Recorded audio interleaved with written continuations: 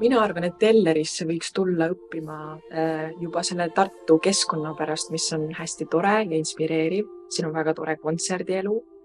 Ja mis puudutab koorijuhtimise eriala, siis juba esimesest kursusest peale saavad kõik õppurid hästi vahetult kooriga töötada ja see kuidagi toetab väga palju minu arust selliseid erialaõpinguid ka. Ma leian, et õpingud koorijuhtimise erialal on minule kui see praeguseks teise kursuse õppurile andnud väga tugeva kindlustunde selle osas, et ma tean, mis ma teen, sest õpingud on väga süsteemsed ja kõik ained toetavad üksteist väga palju. Sa tajud hästi koheselt seda, kuidas kõik ained, mida sa õpid, saavad koorijuhtimise erialal omavahel kokku. Seda siis solfeggio või harmoonia või muusikaajaloo ja klaveriõpingute puhul.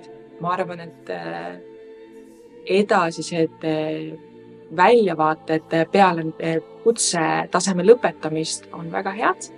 Et on alati võimalik minna kõrgharidusse edasi õppima, näiteks dirigeerimist enamasti, aga ka midagi muud, näiteks võib-olla kompositsiooni. Ja lisaks sellele toetavad koolis antavad üldained mingisuguseid pädevusi, mida on võimalik ka näiteks laste muusikakooli tasemel edasi õpetada, nagu näiteks solfeggio või muusikaajalugu.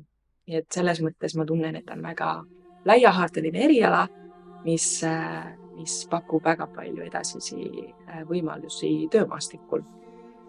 Ja mind inspireerib Elleri puhul väga tugevalt teiste eriala inimestega kokkupuutumine. Tartus olemine ja Elleris olemine annab väga sellise laiahaardelise kultuuri pildi ja ma leian, et see on väga-väga suur väärtus.